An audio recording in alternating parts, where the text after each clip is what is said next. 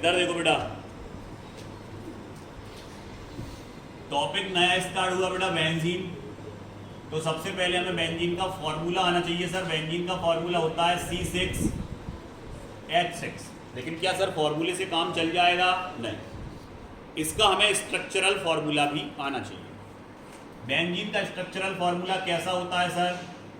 इसमें एक 6 कार्बन का एक रिंग होता है बेटा, और उसमें अल्टरनेटली डबल बॉन्ड होते हैं। डबल बॉन्ड और डबल बॉन्ड, अल्टरनेटली उसमें डबल बॉन्ड होते हैं।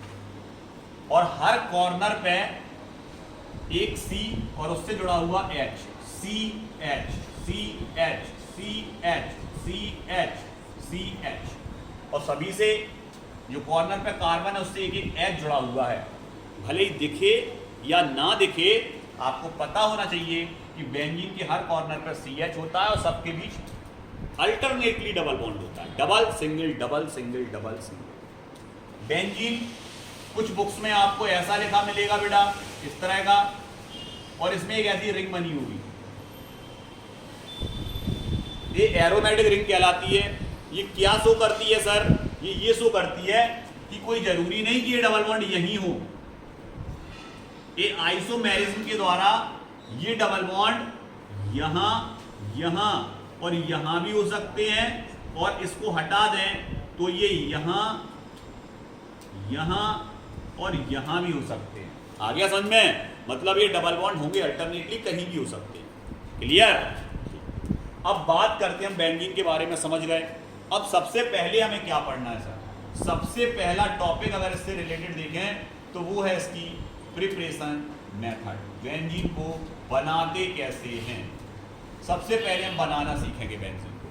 तो अगर हम प्रिपरेशन मेथड की बात करें बेटा, तो प्रिपरेशन मेथड के लिए हम जो बेंजीन ले रहे हैं, तो अभी हमने पॉलीमेराइजेशन पढ़ा था। पॉलीमेराइजेशन क्या था सर? उसमें CH ट्रिपल बॉन्ड CH, इस तरह के CH थे। कितने मॉलिक्यूल थे? 3। कितने मॉलिक्यूल थे? 3 मॉलिक्यूल थे सर। तो अगर हम बात करें सबसे पहले पॉलीमेराइजेशन की, और पॉलीमेराइजेशन में आपने वो भी छोड़ी होगी, जगह छोड़ी होगी। तो पॉलीमेराइजेशन में हम यहाँ पर सबसे पहले बेटा 1 2 3 4 5 6 पॉइंट बना के सबसे पहले CH लिख दे रहे। अभी अपन ने यही किया था ना, CH कितने बार लिखा था? 6 टाइम्स सर। इनके बीच क्या था सर? इनके बीच ट्रिपल, इसके बीच सर ट्रिपल, इसके बीच सर ट्रिपल प्लस। क्लियर? यही थी रिएक्शन। इसके बाद अपन ने कितना टेम्परेचर लिया था बेटा?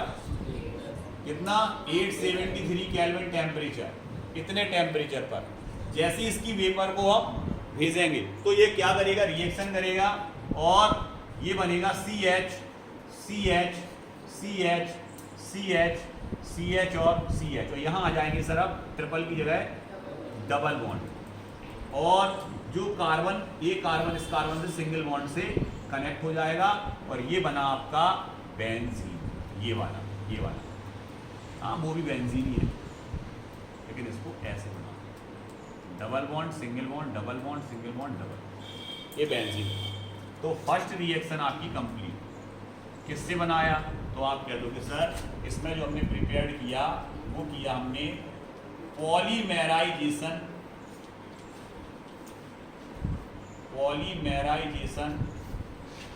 Of ethene.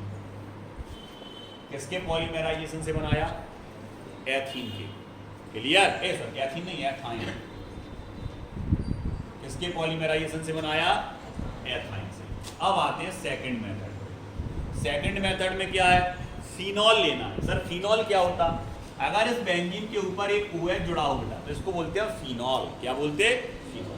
तो सबसे पहले हमने ले लिया, तो यहाँ बना कैसे रहे? तो आप लिख सकते हो वाया फिनॉल। फिनॉल के द्वारा बनाने जा रहे सर। तो सबसे पहले अपन ने फिनॉल ले लिया। Okay sir. फिनॉल में क्या होता है? ऊपर OH जुड़ा होता है। इसकी reaction direct zinc dust, zinc के चूर्ण से इसकी रिएक्शन कराने, जिंक पाउडर से। तो ये Zn क्या करता है? इस ऑक्सीजन को अपने साथ जोड़ लेता है और निकल जाता है ZnO, जिंक ऑक्साइड। और ये जो H, देखो यहाँ से कुछ हटेगा तो खाली हो जाएगा ये बॉन्ड, तो इस बॉन्ड पे क्या लग जाएगा? यहीं पे H, और ये बन गया देखो बेंजीन। और Zn के साथ कौन निकल गया? O, और ये H यहीं के यहीं लग गया, तो ये CH CH CH CH CH CH। अभी इससे C से H नहीं था क्योंकि उसकी जगह क्या जुड़ा था? OH, O निकल गया तो H वहीं के वहीं सेट हो गया। क्लियर? ये बन गया आपका बेंजीन। तो दो मेथड के द्वारा हम क्या बना सकते हैं? बेंजीन। सभी को बेंजीन बनाना आ गया अच्छे से? क्लियर? रिएक्शन आ गया अच्छे से समझ में? कैसे बना सकते हैं? एक तो जिंक डस्ट से, और नंबर 2 एथाइन से, पॉलीमेराइजेशन ऑफ एथाइन से। इससे भी बना सकते हैं सर बेंजीन, और इससे भी बेंजीन बना सकते हैं। क्लियर? आ गया समझ में? सर हमने रिएक्शन लिखी नहीं, वीडियो देखना, उसमें उसको पॉज करना और लिख लेना, ठीक है? यहां हम समझा रहे थे। इधर देखो जरा। इसके बाद अब हम बात करते हैं इसकी फिजिकल प्रॉपर्टीज। इसकी फिजिकल प्रॉपर्टीज देखने जा रहे हैं सर। फिजिकल प्रॉपर्टीज अगर हम बात करें तो अब बेंजीन की देखने जा रहे हैं। बेंजीन कैसा होता है सर? ये कलरलेस होता है, कलरलेस, इसका कोई कलर नहीं होता, कलरलेस होता है, कलरलेस लिक्विड। और इसके कुछ कंपाउंड सॉलिड कंडीशन में भी आपको देखने को मिलेंगे, ठीक है? कलरलेस होता है। दूसरा कैसा होता है सर? नॉन पोलर, पोलर नहीं, नॉन पोलर, मतलब इसमें कोई भी चार्जेस आपको देखने को नहीं मिलेंगे, पॉजिटिव नेगेटिव, नॉन पोलर होता है। अब ये नॉन पोलर होता है तो ये वाटर के अंदर अनसॉल्युबल होगा, क्योंकि वाटर के अंदर केवल वो ही चीजें सॉल्युबल होती हैं जो पोलर हो। कैसी हो? और ये क्या है? इसलिए वाटर के अंदर कैसा होगा? अनसॉल्युबल होगा। तो ये फिर घुलेगा किसमें? ये घुलेगा नॉन पोलर सॉल्वेंट में। जो सॉल्वेंट नॉन पोलर नेचर के होंगे उनमें ये डिसॉल्व होगा, उनमें ये क्या होगा? सॉल्युबल होगा। तो वो कौन कौन से हैं सर? क्लोरोफॉर्म। क्लोरोफॉर्म का फॉर्मूला लिखना सर, CHCl3। इसके बाद ईथर, ईथर का फॉर्मूला लिखना सर, CH3OCH3, ये ईथर हो गया। इसके बाद सर और किसमें ये घुल सकता है? तो ये ईथर में घुल सकता है, क्लोरोफॉर्म में घुल सकता है, एल्कोहल C2H5OH, एल्कोहल में घुल सकता है सर, CH3OH उसमें भी घुल सकता है। इस तरह से ये इन अनसॉल्युबल नॉन पोलर सॉल्वेंट में नॉन पोलर सॉल्वेंट में ये क्या होता है? डिसॉल्व होता है ऑन बेंजीन। तो ये इसकी क्या थी? Physical properties. क्लियर?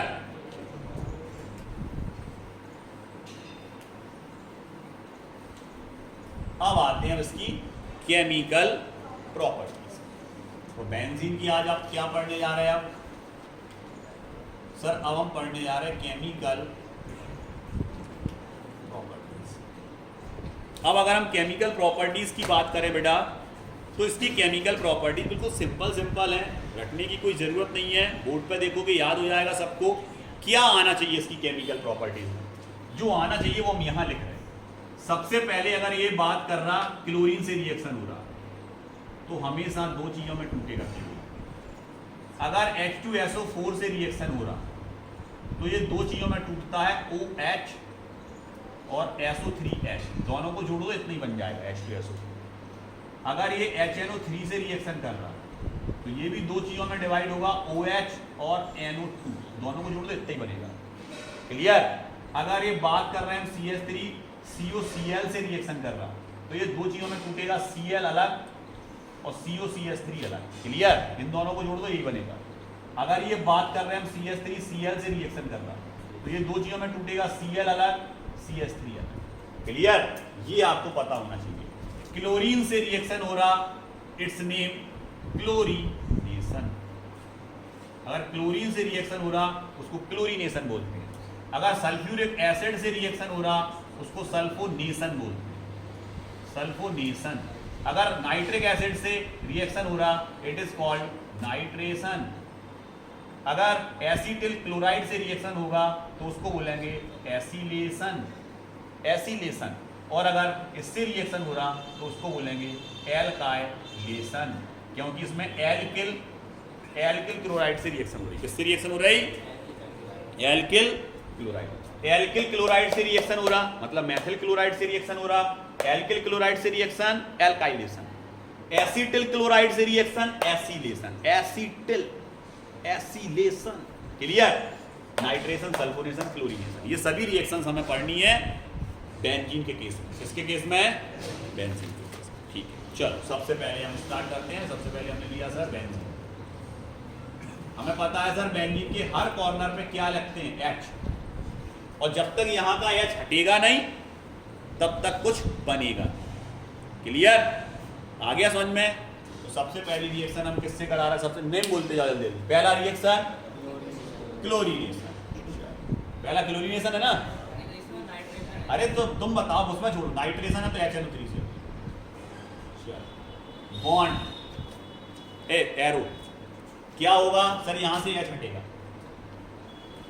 तो इसका बॉन्ड हो जाएगा सर खाली। H हटा, H किसके साथ जुड़ेगा सर? इसके साथ।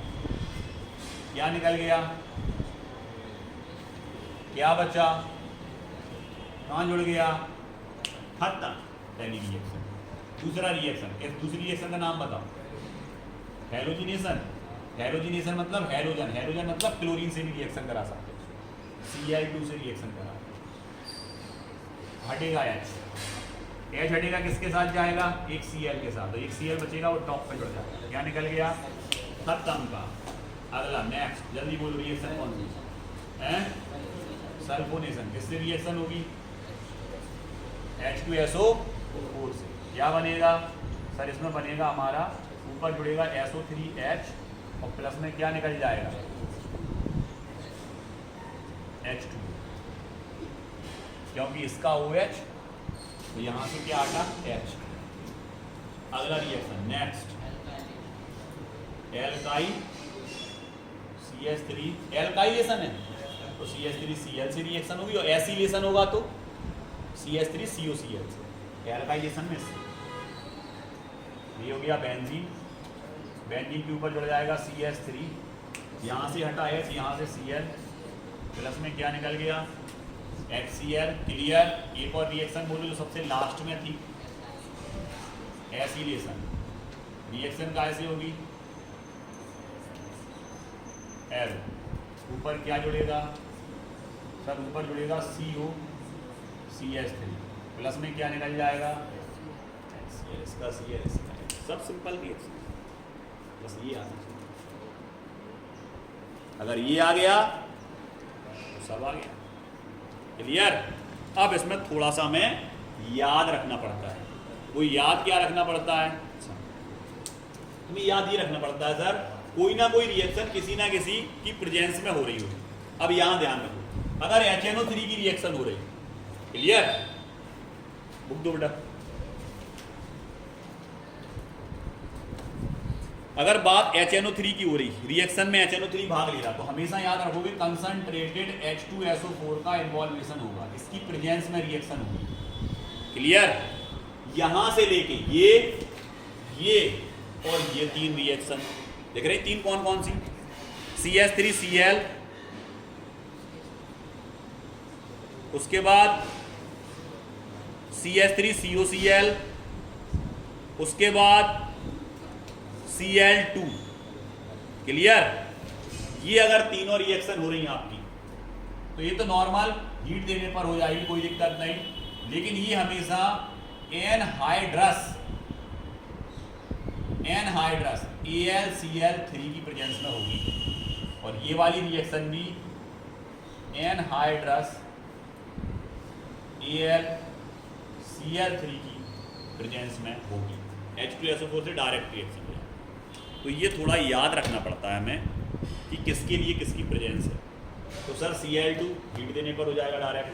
इसमें जब भी CH3Cl आए या CH3COCl आए, दिमाग में आना है AlCl3 की प्रेजेंस चाहिए इसमें। HNO3 से ले रहा है तो कंसंट्रेटेड H2SO4 की प्रेजेंस चाहिए, वहाँ की डायरेक्ट। क्लियर? ये आपको याद रखना पड़ेगा। तो ये आप अपनी रिएक्शन जहाँ जहाँ आपकी वेकेंट जगह है वहाँ लिख लेंगे।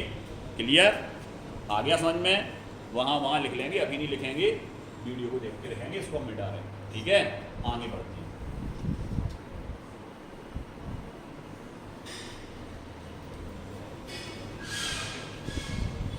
इसके हम बात करते हैं बेटा कि अगर इधर देखो, इधर अभी डायरेक्ट क्लोरीन से कराई थी बेटा आपने, लेकिन अब एक्सिस में ले रहे हैं। एक्सिस मतलब ज्यादा मात्रा में, अमाउंट में ले रहे हैं। क्या? क्लोरीन। Cl2 वो भी 3, कितने Cl ले लिए बेटा, कितने ले लिए Cl? 6, क्लियर।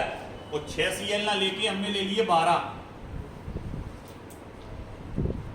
और रिएक्शन एक करवा दी हमने। अब ज्यादा क्लोरीन आएगा ना तो फिर इसकी जरूरत पड़ेगी, जो भी याद होगा सब, NaClCl3। अगर ज्यादा क्लोरीन की आई तो क्या होगा, हर जगह से H हट जाएगा। क्या हट जाएगा बेटा, कितने H निकले, 6 H हट गए। अब 6 H हटेंगे तो 6 बॉन्ड खाली हो जाएंगे, नहीं हो जाएंगे? कितने बॉन्ड खाली हो गए, 6, और उसकी जगह पर 6 क्लोरीन जुड़ गए। H को रिप्लेस कर दिया क्लोरीन ने, खुद जुड़ गया क्लोरीन, और प्लस में क्या निकल जाएगा, 6HCl। 6 H के संग गए, 6 जुड़े थे, 6 दूनी 12, 6 × 2 12। आ गया समझ में, कितने क्लोरीन लेने पड़े, 12। इसमें 6 H के साथ निकल गए और जहां से H हटे वहां 6 जुड़ गए। सर इसका नाम होगा बेटा बेंजीन। क्लियर, क्या होगा, बेंजीन। और कितने क्लोरीन जुड़े, हेक्सा, इसका नाम हो जाएगा हेक्सा क्लोरोबेंजीन। नाम क्या हो जाएगा इसका, hexa benzene, hexa chlorobenzene. Clear.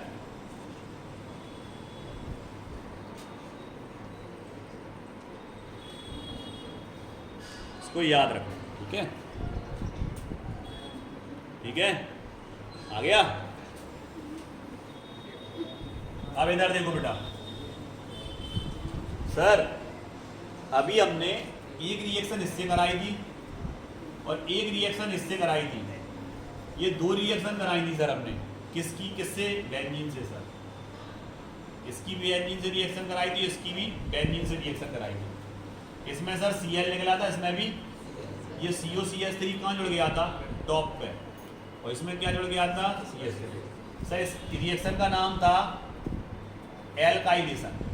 इस रिएक्शन का नाम क्या था बेटा, और इसका नाम था सर एसिलेशन। लेकिन ये इस नाम से कभी नहीं पूछी जाती। कॉमनली अगर वो आपसे पूछ ले क्या आपको फ्रीडेल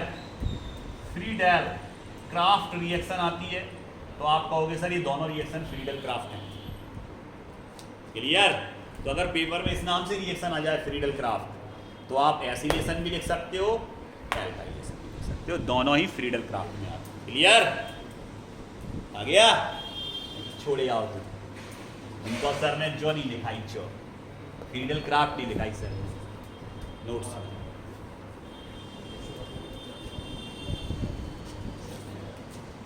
बेंजीन की केमिकल प्रॉपर्टीज भी हो गई बेटा, सब कुछ हो गया। इसके बाद अगर हम बात करें तो जो आपके एरोमेटिक हाइड्रोकार्बन्स और एरीन्स होते हैं उसके टाइप्स लिखे। क्या लिखा फिर इसके बाद नोट्स में,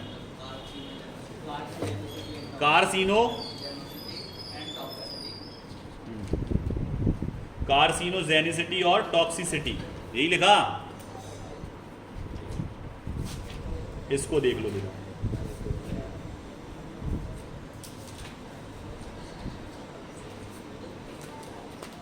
इधर देखो, पॉलीन्यूक्लियर एरोमेटिक कंपाउंड। सर पहले तो ये बता, पॉली मतलब बहुत सारे, न्यूक्लियर उनके न्यूक्लियस आपस में कनेक्ट हो गए, पॉलीन्यूक्लियर एरोमेटिक कंपाउंड मतलब बहुत सारी बेंजीन रिंग अगर आपस में कनेक्ट हैं तो इस तरह के कंपाउंड आपके पॉलीन्यूक्लियर एरोमेटिक कंपाउंड कहलाते हैं। सर एक दो पॉलीन्यूक्लियर एरोमेटिक कंपाउंड के फॉर्मूले हम लिख लेते हैं, ठीक है। चलो इधर देखो गौर से, कोई भी दिमाग यहाँ से निगाह नहीं हटाएगा। दिख रहा है पीछे, हमारे पीछे दिख रहा, यहाँ लिखेंगे दिख रहा तुम्हें, उठो वहाँ से, यहाँ आओ जल्दी फुर्ती में। तुम लोग क्या राजा महाराजा से टिक के बैठ गए और फिर तुम्हें नहीं उधर दिख रहा हो नहीं दिख रहा हो, कहाँ समझ रहे फिर।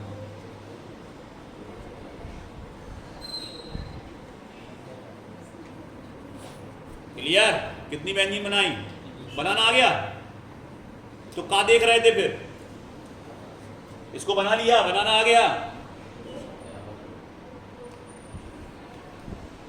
बोर्ड पे बना रहा है, पूरा ध्यान बोर्ड पे।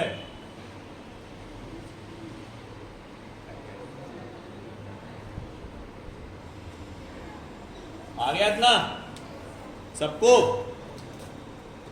अंदर तरफ नहीं आना, बाहर तरफ जाना है। आ गया सर, क्लियर? बॉन्डिंग देखो, नहीं तो गलत कर लोगे अपनी कॉपी पे। पहला बॉन्ड यहां बनेगा, दूसरा बॉन्ड यहां बनेगा, तीसरा बॉन्ड यहां बनेगा। क्लियर? पहला बैंकिंग बिल्कुल क्लियर। यहीं से बॉन्ड स्टार्ट करोगे।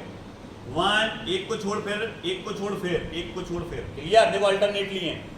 अब अगर ये डबल बॉन्ड है तो इसके बगल वाले में डबल नहीं आएगा, ये ध्यान रखना, क्योंकि नहीं तो अगल बगल में डबल हो जाएंगे तो इस कार्बन के देखो 5 बॉन्ड होगा। बिल्कुल होगा सर, गिन लो, गिन लो, होगा कि 5 नहीं।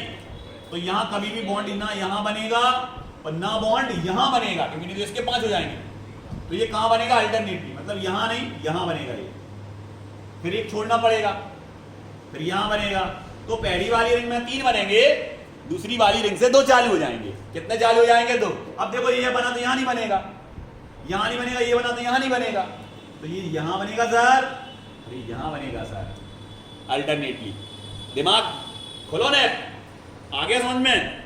अब यहां पर देखो ये डबल है तो सर यहां नहीं बनेगा और यहां नहीं बनेगा, तो ये कहां बनेगा सर? यहां, और एक छोड़ यहां। ओके, आ गया मैं। नहीं तो जे तुम सब तिर बिर करके इतना ही पता चला, इतना ही बना था, 5 बन गए। अब कहां क्या कैसा, कहां गलती हो गई, जो कैसे बन गए?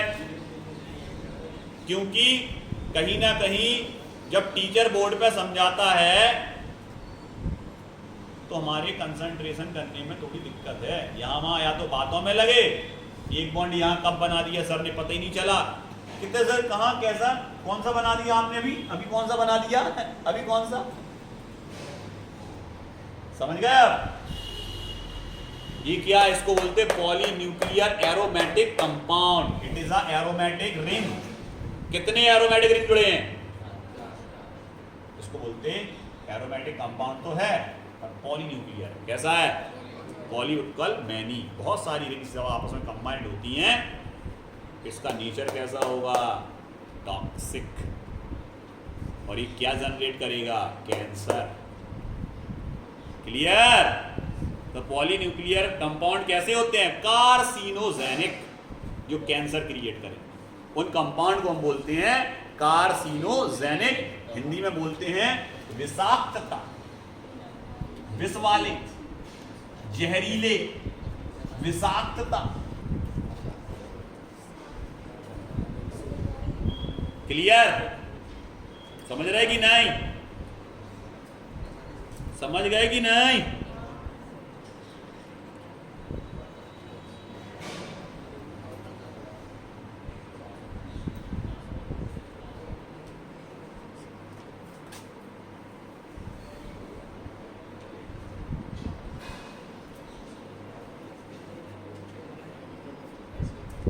नाम क्या हो जाएगा बेटा इसका? वेंजा एंथ्रेसिन। वेंजा, वेंजा एंथ्रेसिन। इसका नाम क्या होगा बेटा? BENZANTHRA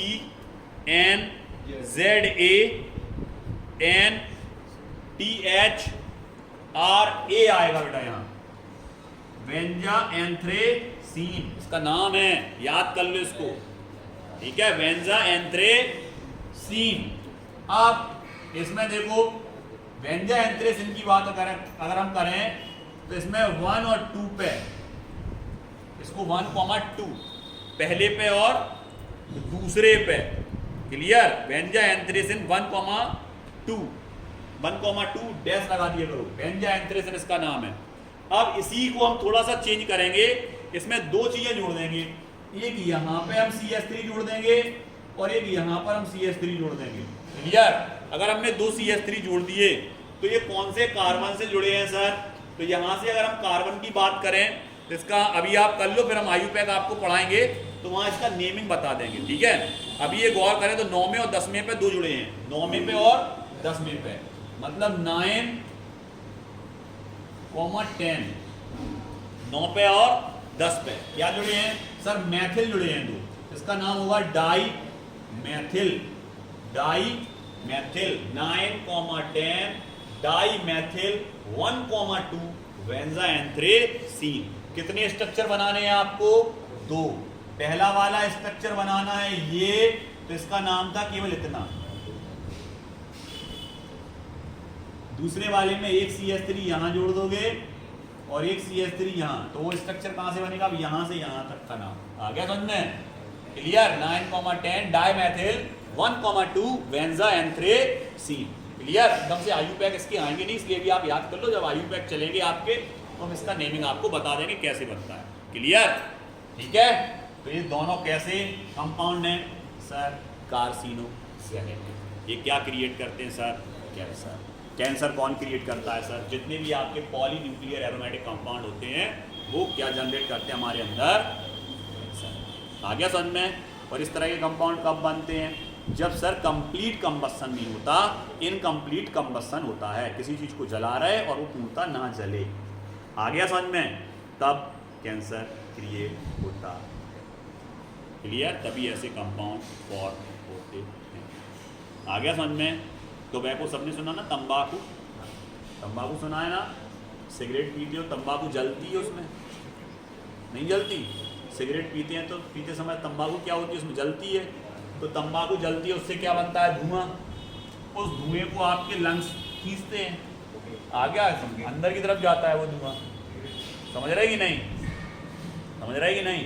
तो अगर वो सिगरेट का धुआं अगर वो कंप्लीटली कंबस्ट हो रहा वहां पे टोबैको, तो कार्सिनोजेनिक नहीं बनेगा। लेकिन अगर वो इनकम्प्लीट आपका हो रहा तो फिर कार्सिनोजेनिक कंपाउंड बनेगा और वो आपको कैंसर क्रिएट करेगा। क्लियर? समझ गए कि नहीं? और ऐसा होता है कि कभी कभी वो नहीं जल पाता तो आपको कैंसर होना ही है, इसलिए मना करते हैं कि नहीं पीना है।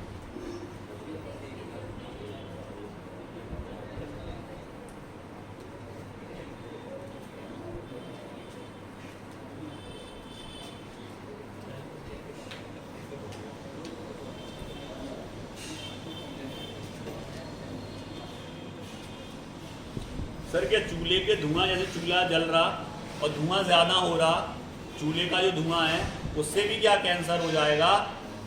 नहीं, उससे कैंसर के चांस कम हैं, भले ही वो पूरा जल रहा हो या ना जल रहा हो, क्योंकि उसमें पॉलीन्यूक्लियर कंपाउंड नहीं है।